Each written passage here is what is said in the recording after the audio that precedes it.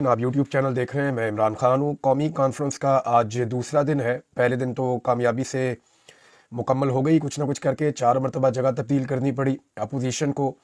वहाँ बड़ी जानदार तकारीर हुई है। मीडिया के लोगों ने बड़ी ज़बरदस्त बातचीत की, जो अपोजिशन के लोग हैं उन्होंने बड़ी ज़बरदस्त बातचीत की, और जो लोग भी पाकिस्तान में आइन की सरबुलंदी चाहते हैं और पाकिस्तान के अंदर जिस किस्म का इस वक्त जबर का, फस्तायत का और जुल्म का एक माहौल बना हुआ है, जो लोग पाकिस्तान में इस वक्त जमहूरियत चाहते हैं, उन्होंने अपना पूरा जोर लगाया है और अपना अपना नुक्ता नज़र सामने रखा है। डायलॉग से रास्ते खुलते हैं, डायलॉग चलता रहना चाहिए। जब आप डायलॉग को रोक देते हैं तो उसके बाद खराबी शुरू हो जाती है और वो खराबी किसी भी नहज तक जा सकती है। लिहाजा हर मुआशरे के अंदर डायलॉग को वेलकम करना चाहिए। लेकिन यहाँ पे हुकूमत ने इसको ज़बरदस्ती रोकने की कोशिश की और ये काम उल्टा हो गया।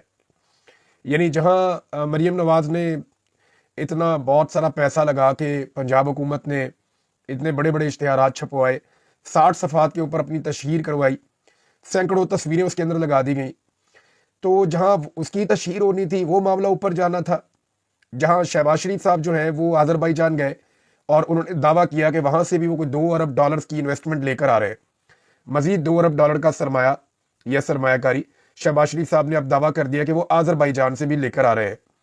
तो बजाय ये खबरें फ्रंट पे आती या सबसे ज़्यादा तवज्जो हासिल करती हैं सोशल मीडिया पे, उल्टा उसका ये असर हुआ कि सोशल मीडिया के ऊपर कौमी कॉन्फ्रेंस ने सारी तवज्जो अपनी तरफ खींच ली। और वो तवज्जो खींचने की जो बड़ी वजह बनी वो हुकूमत की जानिब से और इदारों की जानिब से जो रुकावटें पैदा की गई, उन रुकावटों की वजह से ज़्यादा ये कॉन्फ्रेंस हाईलाइट हुई है। इसको अगर रूटीन के अंदर होने देते तो इतना रोला ही ना पड़ता। लेकिन जिस तरह एक जगह से पहले कैंसिल, दूसरी, फिर तीसरी, फिर चौथी जगह, और फिर जिस किस्म की फस्तायत और हथकंडे इस्तेमाल किए गए, तो उससे फिर माहौल पूरा का पूरा बदल गया। और जो इतनी तशहीरी मुहिम चलाई उसका भी कोई फ़ायदा ना हुआ। शहबाज शरीफ साहब का दौरा भी ज़ाया गया और सबकी तवज्जो कौमी कॉन्फ्रेंस की जानिब थी। अब जो पहले दिन की प्रेस रिलीज आई है कल के दिन में, वो मैं आपको पढ़ के पहले सुना देता हूँ ताकि आपको आइडिया हो जाए कि आज क्या होने जा रहा है। और आज देखें, अभी डिपेंड करता है क्योंकि दिन का आगाज़ है। हो सकता है कि आज कुछ ऐसा किया जाए जो इससे पहले नहीं किया गया था। असूलन तो ये होना चाहिए कि जो लोग बात करना चाहते हैं उन्हें बात करने दी जाए। बलोच बात करेंगे, पश्तून बात करेंगे, सिंधी बात करेंगे, पंजाबी बात करेंगे तो पाकिस्तान बोलेगा ना। तो पाकिस्तान के हर मकतबा फ़िक्र से, हर इलाके से, हर ज़बान बोलने वाले को बोलने का हक मिलना चाहिए। और पाकिस्तान किसी नतीजे पर तभी पहुंचेगा जब सब लोग बैठकर बातचीत करेंगे। एक तो पाकिस्तान में थिंक टैंक की कोई नहीं है, यानी प्रॉपर थिंक टैंक पाकिस्तान में कोई नहीं है, आप यहाँ से अंदाज़ा कर लें। बल्कि होना तो ये चाहिए कि पाकिस्तान में अब तलबा को इस तरफ तवज्जो देनी चाहिए। मुख्तलिफ शोबों के अंदर जिन लोगों ने PhDs की है उन्हें तवज्जो देनी चाहिए कि आहिस्ता आहिस्ता मुख्तलिफ साइंटिफिक बुनियादों के ऊपर थिंक टैंक्स बनाना शुरू करें, रिसर्च सेंटर्स बनना शुरू हो, ताकि पाकिस्तान आगे बढ़े और दुनिया के बाकी मुल्कों की तरह हम अपने मसाइल का खुद एनालिसिस करना सीखें। पहले प्रेस रिलीज आप देख लें। पाकिस्तान की तमाम हिज़्ब इख्तिलाफ की जमातों की कौमी कॉन्फ्रेंस आज इस्लामाबाद में शुरू हुई। ये कॉन्फ्रेंस मुल्क में आइन की बतदरीज पामाली, गैर कानूनियत, गैर मुनसिफाना इंतखाबात और मुल्क में मीडिया पर बढ़ती हुई पाबंदियों के तनाजुर में शाहिद खाकान अब्बासी, साबिक वज़ीर आज़म और अवाम पाकिस्तान के कौमी कन्वीनियर और महमूद खान अचकज़ई, चेयरमैन पख्तूनख्वा मिल्ली अवामी पार्टी और चेयरमैन तहरीक तहफ़्फ़ुज़ आइन की दावत पर मुनक़्क़द की जा रही है। आज कॉन्फ्रेंस का पहला दिन था जिसमें लोगों ने भरपूर शिरकत की। कॉन्फ्रेंस का इनेकाद एक मुश्किल मरहला था। 3 मुख्तलिफ जगहों पर कॉन्फ्रेंस मुनक्कद करने की कोशिश की गई, लेकिन इंतजामिया की मुदाखलत और दबाव की वजह से बुकिंग कैंसिल की गई।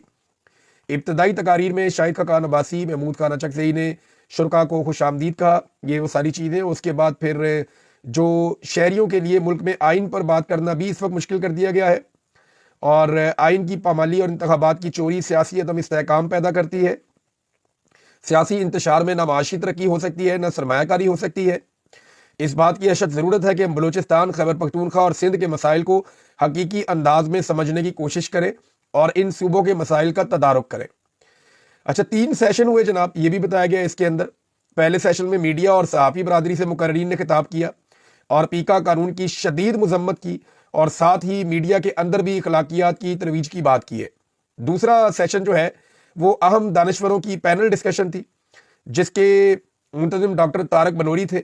इस पैनल में अहम नुकात सामने आए हैं और आइन की बालादस्ती के हवाले से कहा गया कि दस्तूर के 2 हिस्से हैं, एक वो जिसमें लोगों के हकूक़ की बात की गई है और दूसरे हिस्से में हुकूमत साजी और इदारों की तंजीम और इनके हदूद तय की गई हैं। लेकिन आइन की बालादस्ती की बात इक़्तिदार के हुसूल की हद तक तो की जाती है, لیکن لوگوں کے حقوق کے حوالے سے آئین کی بالادستی کی بات نہیں کی جاتی۔ پھر جنرل لودھی صاحب نے وہاں پہ کہا کہ پاکستان میں آئین اور قانون کی گاڑی پٹری سے اتر چکی ہے اور اسے صرف اداروں کی ثوابدید پر چھوڑ دیا گیا تو یہ کبھی واپس پٹری پر نہیں چڑھ سکے گی، لیکن اس کے لیے تمام قومی سیاسی لیڈرشپ کو مل کر کام کرنا ہوگا، ورنہ ہم ایک خطرناک صورتحال کی طرف بڑھ رہے ہیں۔ بات بہت ٹھیک کی ہے انہوں نے۔ دیکھیں، اداروں کی یہ کیپیسٹی نہیں ہوتی، کیونکہ اداروں میں ملازمین ہوتے ہیں اور ملازمین کبھی بھی کوئی چیز پٹری سے اتر جائے اس کو واپس پٹری پہ نہیں لا سکتے۔ اس کے لیے ریفارمز کرنی پڑتی ہے اور اس کے لیے لیڈرشپ کو سامنے آنا پڑتا ہے۔ اب پاکستان کے اندر جو سیاسی لیڈرشپ ہے وہ اس وقت ایسی دست و گریباں ایک دوسرے کے ساتھ کہ کیا وہ یہ رول پلے کر سکے گی اس وقت؟ دیکھیں، آپ کو سننے میں بہت عجیب لگ رہا ہوگا، میں نواز شریف کی بہت تنقید کرتا ہوں، ان کے اوپر شدید ناقد ہوں میں نواز شریف کا اور ان کے خاندان کا اور ان کی خاندانی سیاست کا بڑا میں ناقد ہوں، لیکن میں سیریسلی آپ کو یہ بتا رہا ہوں کہ اگر پاکستان کو اس وقت اس جنجال سے نکلنا ہے تو پھر سب کو بٹھانا پڑے گا، سب کو بیٹھ کر پاکستان کے اداروں کو ان کی آئینی حدود میں واپس دھکیلنا پڑے گا اور پاکستان کو آئین کی پٹری پہ واپس چڑھانا پڑے گا۔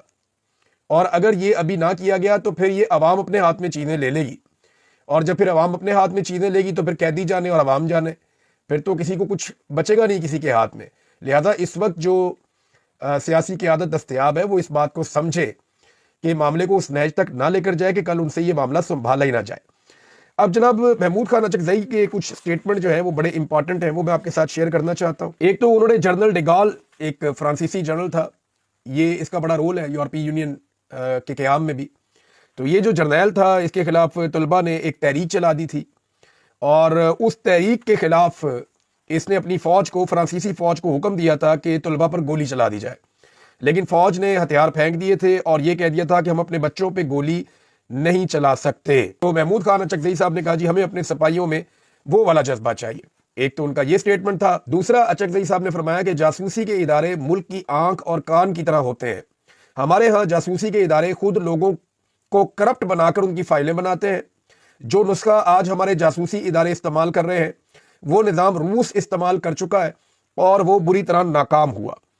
اس کے بعد ایک اور انہوں نے بات کی، آئین کہتا ہے جو آئین کو نہیں مانتے ان کے خلاف کھڑا ہونا، بغاوت کرنا ہر پاکستانی کا فرض ہے۔ ہم ملک کے باغی نہیں ہیں، ان قوتوں کے باغی ہیں جو ملک کو اپنی مرضی، کرپشن، مار دھاڑ اور خرید و فروخت سے چلاتے ہیں۔ انہوں نے کہا کہ دفعہ 144 کی خلاف ورزی پر آپ لوگوں کو گولیاں ماریں، وزیر اعظموں کو پھانسی چڑھائیں یا جیل کی ہوا کھلائیں، جو آئین سے کھیلتے ہیں ان کی کوئی سزا نہیں، یہ روایت قبول نہیں ہے۔ زیادہ مجبور کیا گیا تو اسمبلی کو نہیں چلنے دیں گے، محمود خان اچکزئی صاحب نے یہ بھی کہا۔ اب ناظرین، آج کے دن میں یہاں کیا ہوتا ہے قومی کانفرنس میں، یہ میں آپ کو نیکسٹ ویلاگ میں رپورٹ کر دوں گا، لیکن ایک اور ڈیولپمنٹ آج کے دن میں ہو رہی ہے اور وہ ڈیولپمنٹ رپورٹ ہوئی ہے۔ میں ڈان سے آپ کو یہ رپورٹ بتا دیتا ہوں پڑھ کے۔ وفاقی حکومت نے وفاقی کابینہ میں توسیع کا فیصلہ کر دیا ہے۔ پہلے جو جھنڈے گاڑ رہے ہیں وزیر اس وقت موجود ہیں حکومت میں، ایسے ہی مزید وزیر ابھی حکومت کے اندر پھر شامل کیے جائیں گے۔ فارم 47 پہ جو جعلی جیت کر آئے ہوئے ہیں، بغیر الیکشن جیتے جو لوگ آئے ان کو پہلے بھی وزیر بنایا گیا ہے، مزید وزیر بھی اب کابینہ کے اندر شامل کیے جائیں گے۔ یعنی اس حکومت کا کانفیڈنس کچھ واپس آ رہا ہے، یا حکومت کو یہ لگتا ہے کہ شاید اب وہ مزید ٹائم نکال سکتے ہیں جو حالات پیدا ہو رہے ہیں۔ اب اس کے اندر آپ یہ دو تین فیکٹرز ایسے ہیں کہ ایک سال گزارنے کے بعد آبویسلی ایک حکومت کو یہ لگتا ہے کہ اگر ہم نے ایک سال گزار دیا تو ہم اور ٹائم بھی گزار سکتے ہیں، لیکن کیا اپوزیشن اس حکومت کو مزید ٹائم گزارنے دے گی، یا عوام اس حکومت کو مزید قبول کرے گی، یا عالمی سطح پہ آنے والا پریشر یہ حکومت سسٹین کر پائے گی، یا جتنا پیسہ یہ مانگ کر لا رہے ہیں اس پیسے کی بنیاد کے اوپر ملک کو چلانا ممکن رہے گا۔ اب جو نئے وزراء جن کو شامل کیا جائے گا ان میں ذرائع بتا رہے ہیں کہ 10-12 وزیر شاید جن کو نیا لایا جائے گا، ان میں طارق فضل چودھری صاحب کا نام آ رہا ہے، مصطفیٰ کمال صاحب کا نام آ رہا ہے، خالد مکسی کا، حنیف عباسی کا، ایک مبارک زیب بھی آپ کو یاد ہوگا جس نے اپنے بھائی کے نام پہ ووٹ لیا تھا پاکستان تحریک انصاف کا جھنڈا اٹھا کر اور بعد میں اپنا ووٹ بیچ دیا تھا 26ویں آئینی ترمیم کے لیے، تو اس کے ساتھ بھی وزارت کا وعدہ تو کیا گیا تھا، لیکن اس کے حوالے سے کچھ لوگ کلیم کر رہے ہیں کہ اس کو اگر وزارت نہ بھی ملی تو گزارا ہو جائے گا، کیونکہ اس کے حوالے سے کچھ ایسی کمزوریاں اس کی اس وقت نظام کے ہاتھ میں ہیں کہ اب وہ نظام کی پکڑ سے باہر جا نہیں سکتا، وہ نظام کے ساتھ ساتھ ہی بیچارہ گھسٹتا رہے گا۔ ناظرین، ایک اور خبر ہے دا نیوز کے اندر یہ آئی ہے، پاکستان کے وزیر اعظم پوری دنیا میں جاتے ہیں کہ سرمایہ کاری پاکستان میں لے کر آؤ، سرمایہ کاری پاکستان میں لے کر آؤ، اوورسیز پاکستانیوں کو بھی کہتے ہیں، جو غیر ملکی انہیں بھی کہتے ہیں پاکستان میں سرمایہ لے کر آؤ، لیکن ہمارے وزیر اعظم کا اپنا سرمایہ زیادہ تر کہاں ہے دا न्यूज़ के ऊपर एक रिपोर्ट छपी है, उसमें असासों के बारे में बताया गया है कि किसके कितने असासे हैं 2024 के जो इंतखाबात हैं उनके गोशवारों के मुताबिक। तो इसमें जनाब एक जुमले के अंदर सारी कहानी है कि prime minister Shahbaz Sharif has more assets abroad than in Pakistan. अब जनाब ये शहबाज शरीफ साहब जो है, जो पाकिस्तान के वज़ीर आज़म हैं, उनके पाकिस्तान की निस्बत ज़्यादा असासे पाकिस्तान से बाहर मौजूद है। अब जो इस वक्त पाकिस्तान का वज़ीर आज़म है उसके ज़्यादा असासे पाकिस्तान से बाहर है और पाकिस्तान में उसके असासे कम है। वो कैसे दुनिया को कायल करेगा कि आप अपने असासे पाकिस्तान लेकर आए, जबकि वो खुद अपने असासे पाकिस्तान नहीं लाया। अब इमरान खान साहब का कोई एसेट पाकिस्तान से बाहर नहीं है, उनका जो कुछ है वो सारा कुछ पाकिस्तान में है। बेशुमार पाकिस्तानियों का ऐसा ही है। ये पहली मरतबा ऐसा हो रहा है कि पाकिस्तानी बहुत बड़ी तादाद में अपनी प्रॉपर्टीज, अपनी चीज़ें, अपनी मिलें, फैक्ट्रियां बेचकर पाकिस्तान छोड़ कर जा रहे हैं। ये ट्रेंड बड़ा खतरनाक है, इसे रोकना पड़ेगा। देखिए, हुकूमतें तब्दील होती रहती है। आज हुकूमत PMLN की है, कल किसी और जमात की हुकूमत आ सकती है, परसों इमरान खान साहब की वापस हुकूमत आ सकती है। ये चीज़ें तब्दील हो जाती हैं। लेकिन जिस तरह लोग पाकिस्तान छोड़ कर जा रहे हैं, इस पे पाकिस्तान के तमाम इदारों को, स्पेशली पाकिस्तान की एस्टेब्लिशमेंट को तवज्जो देनी चाहिए कि उनकी गलत पॉलिसियों की वजह से पाकिस्तान बहुत पीछे चला जाएगा, और जितना पीछे चला जाएगा वापस आना हमारे लिए उतना ही मुश्किल होता चला जाएगा। नाज़रीन, वैसे तो पाकिस्तान की तमाम सूबाई हुकूमतों का 1 साल मुकम्मल हुआ है और मुराद अली शाह के अलावा बाकी सारे वज़ीर आला जो है वो नए हैं, यानी पहली मरतबा वज़ीर आला बने हैं। लेकिन जो पंजाब हुकूमत ने पागलपन दिखाया इश्तिहारबाजी के अंदर, ये ऐसा हमने कहीं नहीं देखा।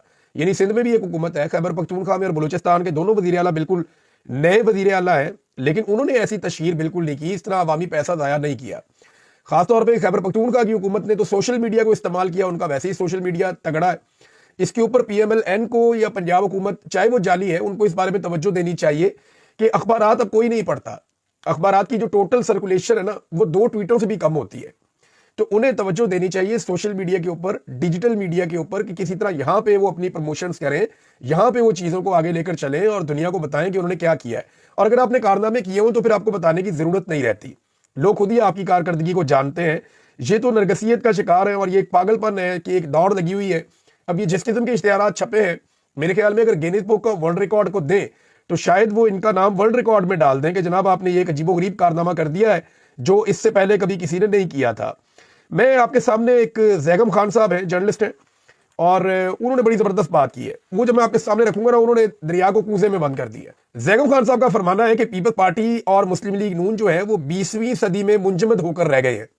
इन्हें जदीद पॉलिटिकल कम्युनिकेशन की कोई फहम ही नहीं है।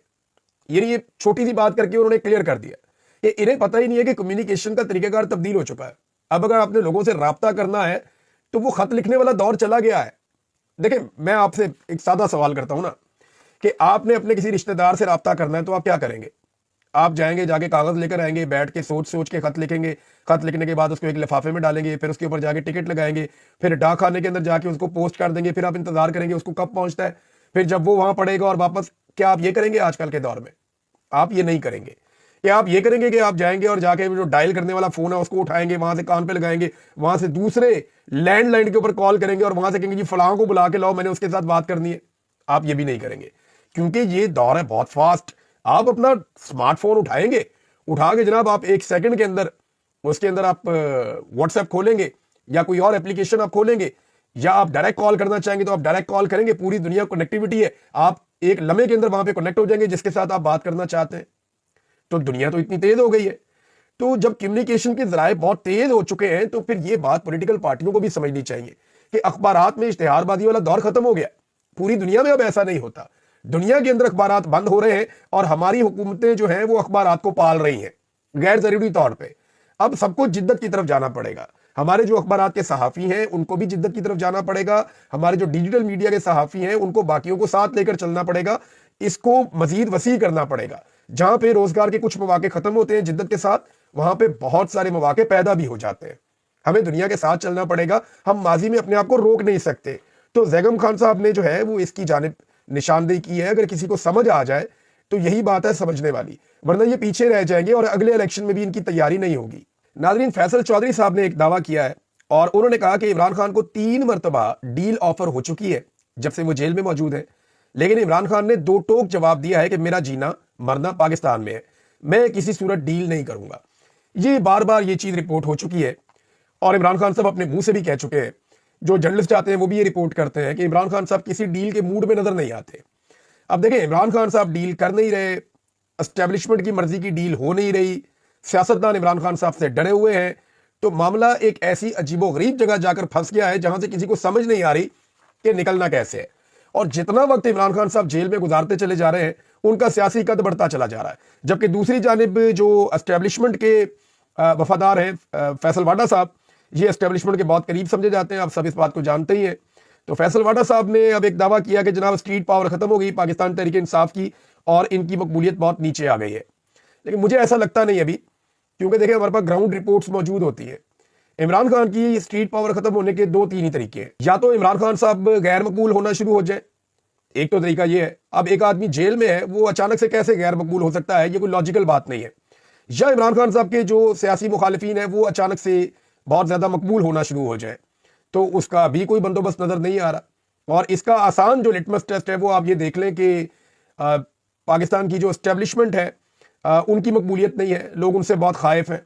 میں ایک نغمے کی مثال میں نے آپ کو پچھلے ایک ویلاگ میں دی تھی, ملی نغمہ ہے, بڑا زبردست نغمہ ہے, لیکن دیکھیں اس کو وہ پذیرہ ہی نہیں ملی بدقسمتی سے, تو وہاں مقبولیت نہیں ہے. جبکہ حکومت جو ہے وہ کسی قسم کا ریلیف دے نہیں پائی پبلک کو. جب پبلک کو ریلیف بھی نہیں دے رہے, آپ کی مقبولیت میں اضافہ بھی نہیں ہو رہا اور عمران خان کی مقبولیت میں کمی نہیں ہو رہی, تو آپ کیسے کہہ سکتے ہیں کہ پاکستان تحریک انصاف سے اسٹریٹ پاور چھن گئی ہے.